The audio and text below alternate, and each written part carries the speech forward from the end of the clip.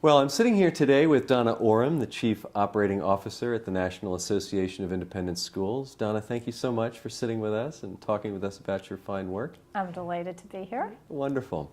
One of the questions that I have for you is, because you've done so much work in the area of trends and analyzing trends, is to think about what some of the most critical trends are facing independent schools today that leaders should really be focused on. I think there's three main. There's lots of trends that I think are very interesting. Number one is a changing market. I think everything about the market is changing, from the numbers of kids, the types of kids, the types of consumers and what they want. I think that's just so different than it once was that schools really need to be aware of the market. I think number two is a larger education landscape. It's really key to understand what's happening in higher ed, what's happening with new models of education, because we are part of that entire system. So understanding where we fit in, where the opportunities are, and how changes, particularly that are in higher ed, could come down to K through 12, I think are really key. And finally, I would say emerging technologies is understanding technology is changing so much, and there's so many new opportunities out there all the time. So I think keeping up to pace with what's out there, what kind of opportunities it provides to us, particularly in the area, I think, on one-on-one learning with kids, technology has huge opportunities to fill some of those gaps that we haven't been able to yet for certain kinds of learners. So keeping up to stride with that and understanding how it might be applicable in your own school is very important. Excellent. Well, you know, I've heard you use the phrase disruptive change in the past, and I wonder if you could speak a little bit to that concept, because there's certainly a variety of different ways schools could approach the speed and nature of change. But what do you mean when you use the phrase disruptive? Well, when I use disruptive, I really borrow it from Clayton Christensen, who really studied disruptive innovation in many industries. And, you know, he talks about sustaining innovation, which is really what most of us do, and it's how we make what we're doing better. We enhance it. But disruptive innovation is something that comes in around the edges. It may start with doing one task differently. It may look at unserved parts of the market, and so they come in at those places where other people are not looking or it's not a priority, and they start to experiment with change. What happens in many areas of disruptive innovation then, it somewhat moves up the food chain, because as they've actually disrupted quite successfully around the edges, they then find ways that they can take the core and make that better. And so disruptive innovation moves in to take center stage, and sustaining innovation becomes kind of old hat.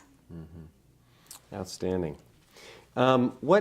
What are your thoughts about some of the financial challenges that schools face? Are you optimistic about the future of independent schools, or are you pessimistic? And how does the changing financial landscape affect independent schools?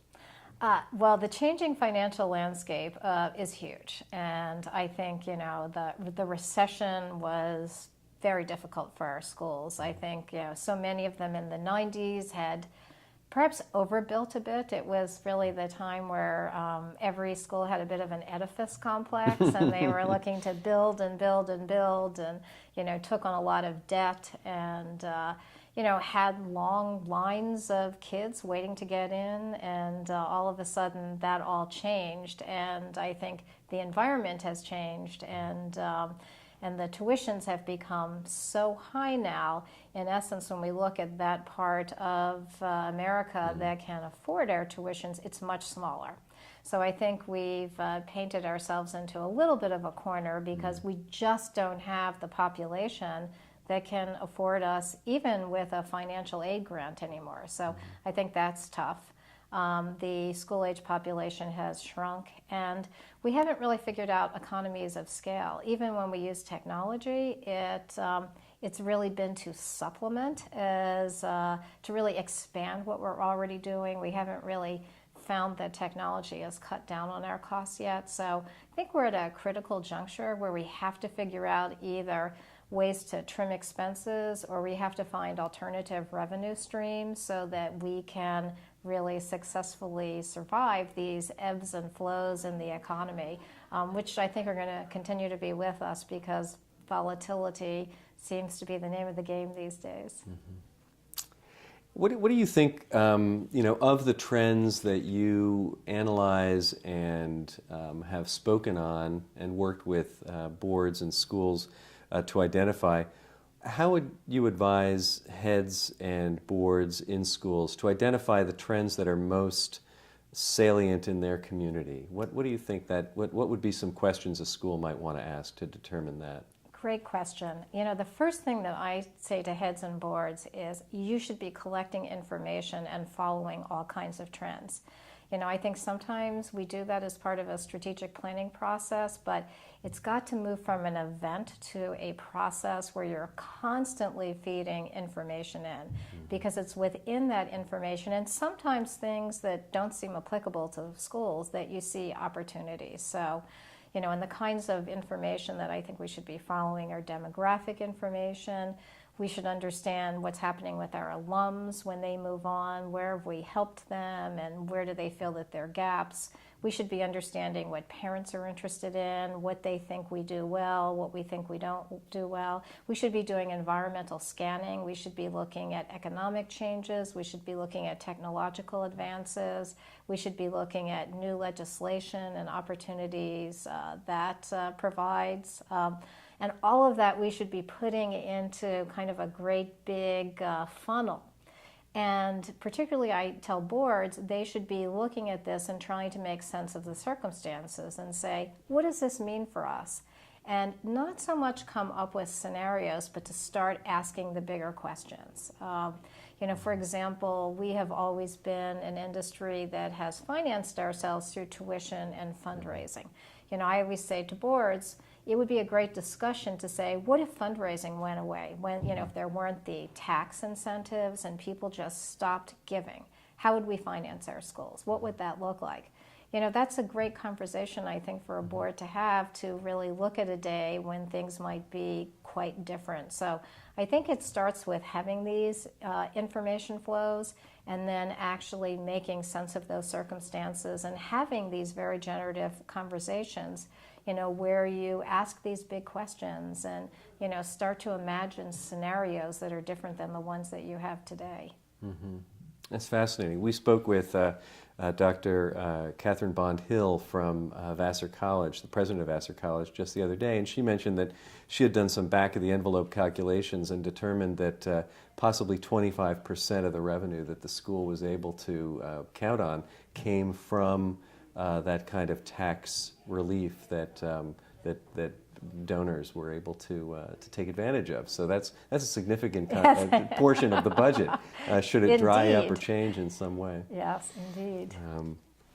So what do you think schools will look like in 5 to 10 years? It used to seem that schools were one of those places that didn't change that much, and that, and much of what we believed in about education. But I think there are a lot of forces today that are coming together to change that. I think number one is the science of learning. I think we know so much more about the brain. I think even though we've just started to tap that. So I think schools will take more and more advantage of understanding how kids learn and start to apply that. So I think that's going to change the curriculum. It's going to change how we group kids together. I think we might find that in many schools, age is no longer a way that we sort kids, but we really understand so much more about how their brain works that we take advantage of that. I also think there's going to be lots of different models of education, and I think it's probably going to become one of the fastest growing expansion industries if you think of education as an industry. And I think we're going to see different types of online models, different types of face-to-face models, and just as competency-based education has taken hold in higher education, I think particularly in the 9 through 12 world, we're going to see some of that as well. Talk a little bit about what that means, what you mean by the phrase competency education, and how might that be different? Competency-based education, I think put simply, is not about seat time, the traditional going to college, going to classes, but the student is in charge. So it's basically taking classes that, he or she wants in a major or series of majors that he or she wants to follow at the time and at the pace and where they want to take these classes. So, time and place are no longer boundaries. And also, there's just much more choice. It's much more student-centered. It's much more about, this is what I think I want. This is where I want to be, not necessarily a standard curriculum. I know when I went to college, there were so many classes you had to take in this and so many in this. And, until you became a junior or a senior, so much of it was predestined. There wasn't much choice. Competency-based education looks at that very differently. And I think we're going to see students and their families really wanting to have much more control and really wanting to make those choices and customize that education to their need. So students demonstrating mastery of a concept rather than a certificate that proved that they've accomplished it or graduated Yes. from a school. Yes, absolutely. I think, mastery is going to become a new buzzword over credentials. I think we're going to see much more of that out there, of ways that people can demonstrate their mastery of something. And when the workforce starts to look for that kind of information over credentials, it's really going to mix up the education space quite a bit. Excellent. And one final question I have. You mentioned earlier in your talk that the future for headships and people choosing leadership positions in independent schools, seems to be changing. And that in fact there may be a record number of failed searches and interim headships at the moment as a result of that. What advice do you have for emerging leaders, for people thinking about leading independent schools that might encourage them to take up that work? Well, I think it can be very, very exciting work. Not that it isn't now, but I think people who looked at the job of the head of school and said that they didn't enjoy it because of perhaps the work-life balance. I think that's something that's been off-putting to people considering headships, feeling like they could not have a life of their own. I think there are many more opportunities for distributed leadership, and so I think that could make it more appealing, thinking of leadership as a team as opposed to everything funneling up to the person at the top. And I also think there is going to be a call for the leader of tomorrow to be much more outwardly looking, not just inwardly looking. So I think for people who are really interested in, jobs that look at how whatever you're doing is part of a bigger landscape, I think we'll find that in schools today. So I think, it's going to be a place of great discovery, great growth, great opportunity. So I hope that brings more people to the table, and the idea of having distributed leadership and seeing leaders at many, many different parts of their career is going to bring people to this community thinking that it's a growth community, and it is a community of people working together as opposed to sort of that more old model of the buck stops with one person. Well, that's an exciting future that you describe. And I want to thank you very much for sitting and talking with us, Donna, and wish you all the best in your work. Well, thank you. I'm pleased to be here, and I appreciate the opportunity. Great.